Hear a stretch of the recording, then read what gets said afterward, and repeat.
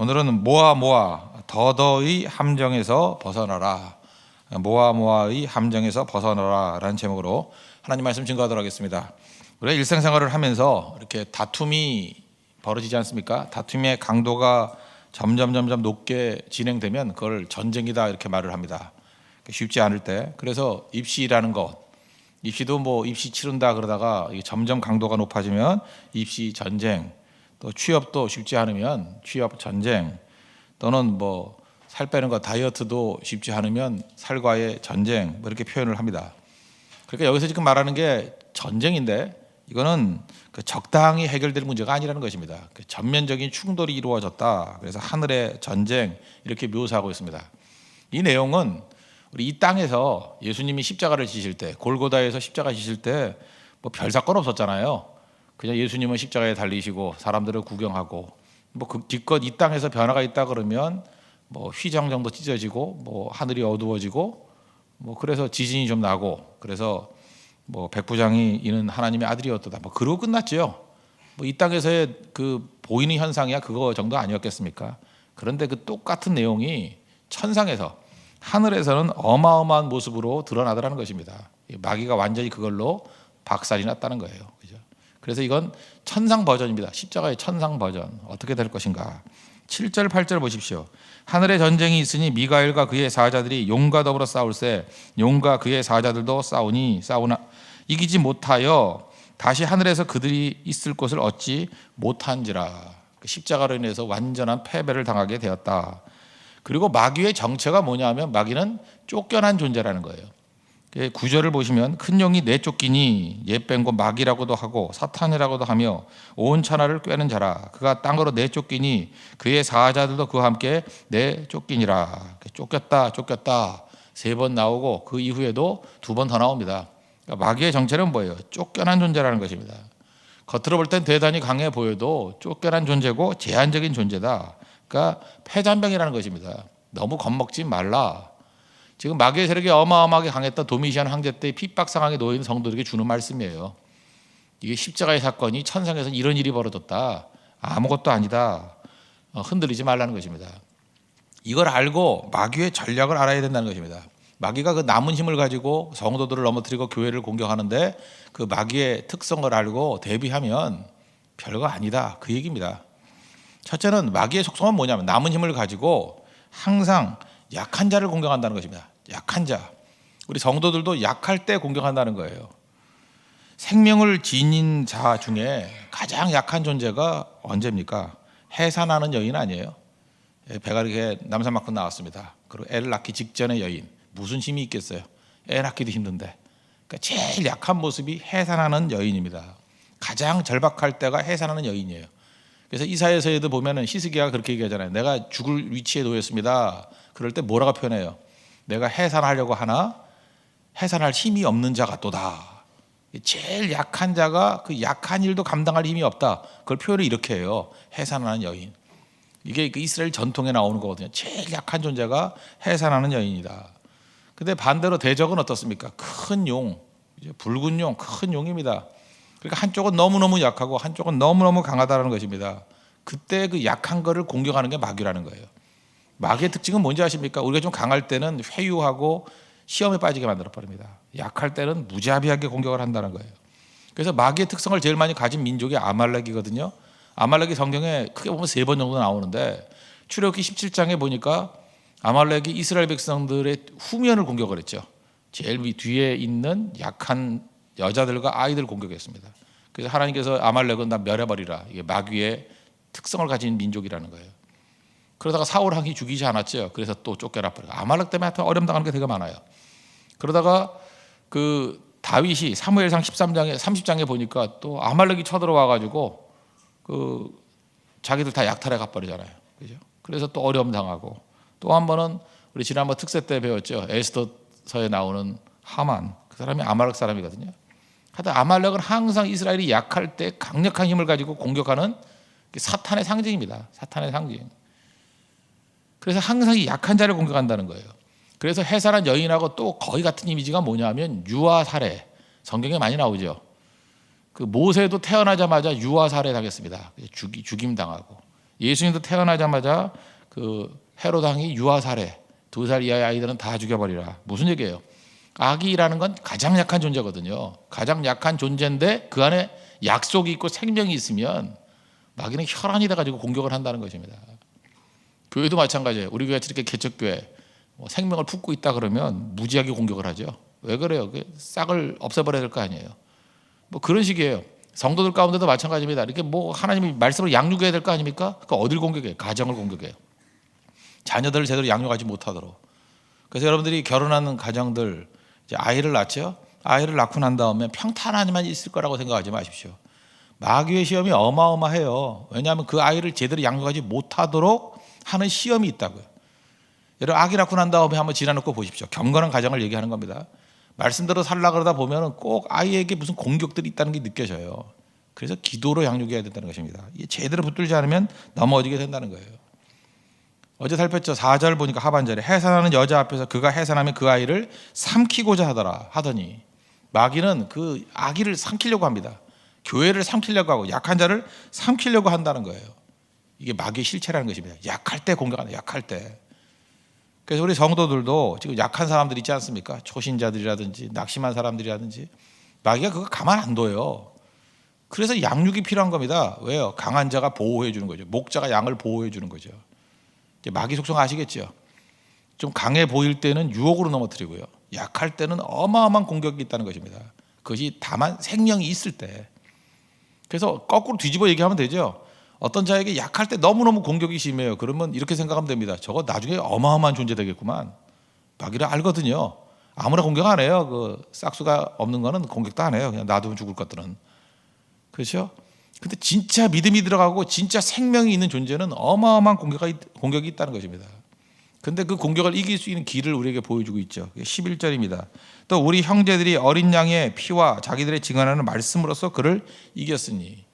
마귀의 공격이 있을 때 우리의 씨름이 혈과 육이 아닙니다. 어떻게 이겨야 돼요? 마귀 방법으로 이기고 힘은 힘이니까 뭐 이렇게 부딪혀가지고 절대 못 이긴다는 거예요. 이길 수 있는 길은 어린 양의 피, 십자가의 보혈을 증거하면 마귀는 이미 그것 때문에 졌잖아요. 꼼짝을 못한다는 거예요. 그리고 자기들이 증언하는 말씀, 복음 증거하면 마귀는 꼼짝을 못한다는 것입니다. 그러니까 이렇게 생각하면 돼요. 악한 마귀의 공격이 있을 때마다 우리는 어린 양의 피, 십자가 의지하고 복음을 증거하는 삶.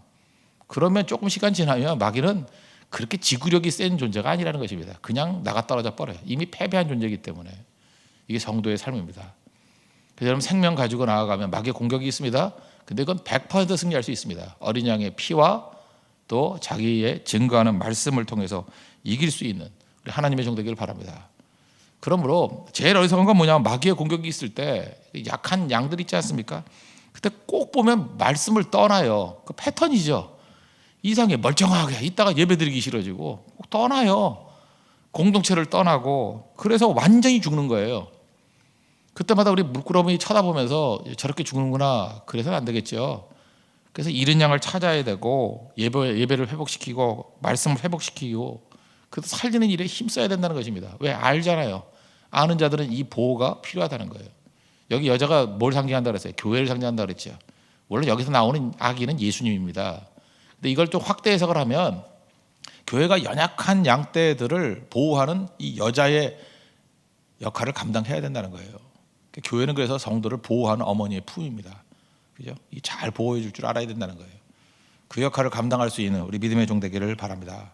두 번째 메시지는 자기 자신을 잃은 거. 그러니까 나됨이죠. I am who I am. 마귀는 나 자신의 나됨을 잃게 만든다는 것입니다.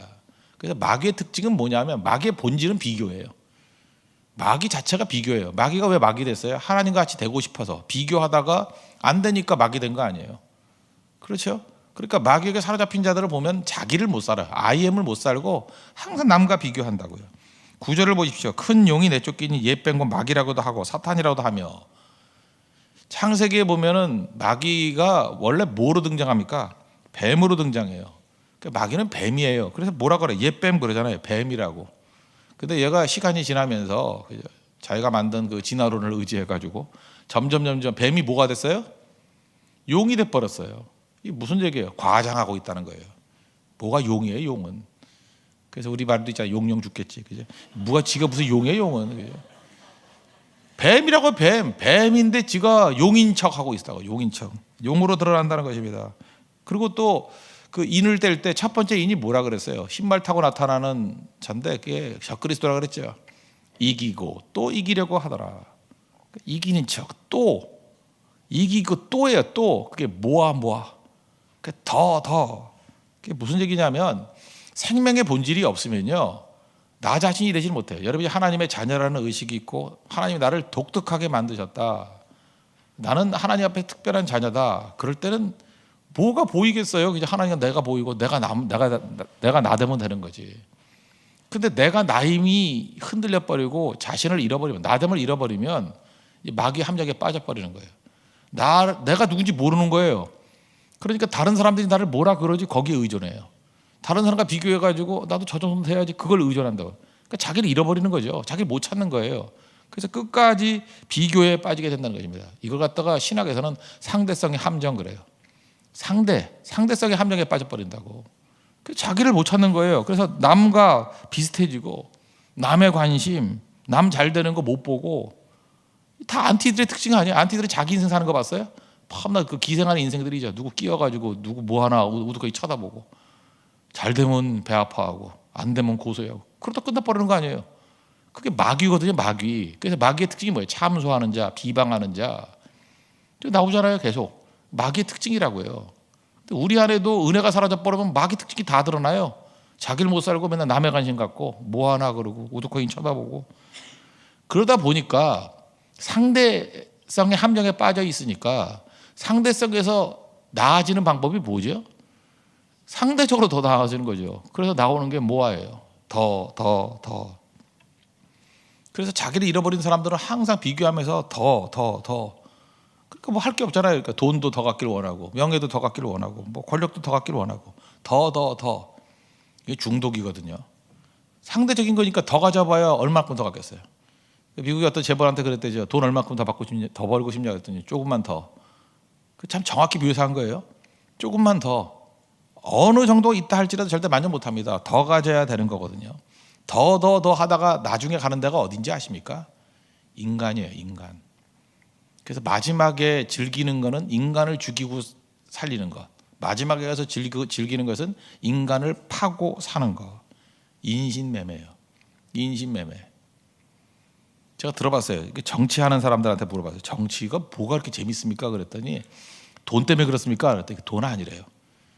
정치의 재미가 뭔지 아십니까? 누구를 죽이고 살릴 수 있는 힘. 그때 막 희열이 느껴진대요. 내가 누구를 죽일 수 있다. 살릴 수 있다. 막 여기서 하나님 비슷한 거잖아요. 그죠? 거기서 희열. 그것 때문에 희열을 느끼는 거예요. 희열을.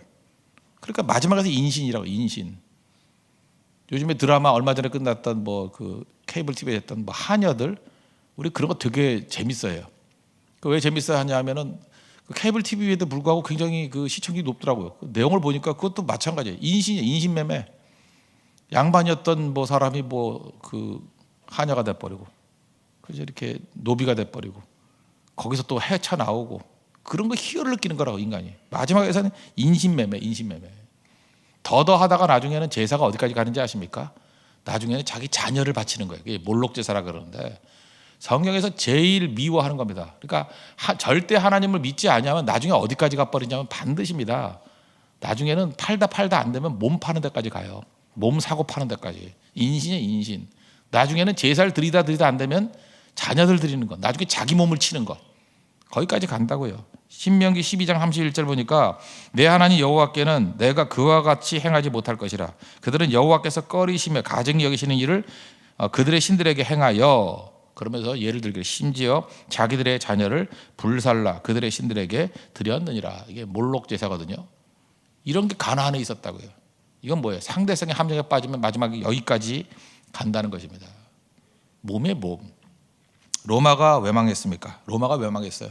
로마의 망한 모습은 굳이 말한다면 검투 경기, 글래디에이터, 검투, 그리고 쾌락이에요.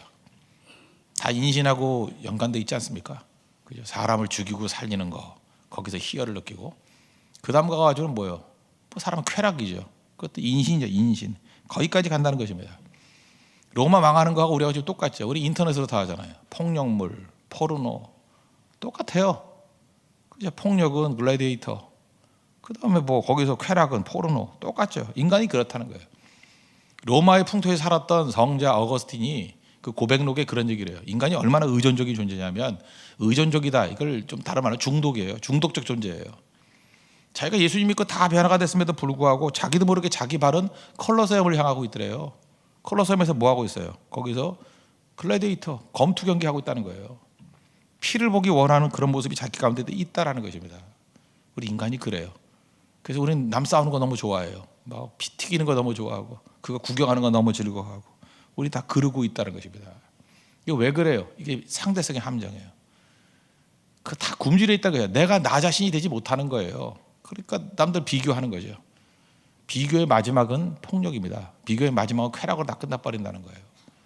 그래서 성경은 이런 상대성의 함정에서 벗어나서 절대적인 하나님을 믿고 하나님의 시각에서 내가 누군지를 발견하면 흔들리지 않는다는 거예요.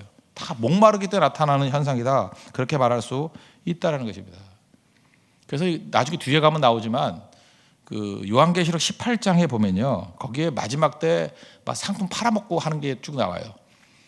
요한계시록 18장 12절 13절 보면, 대충 보면 한번 보세요. 몇 장 넘어가면 되잖아요.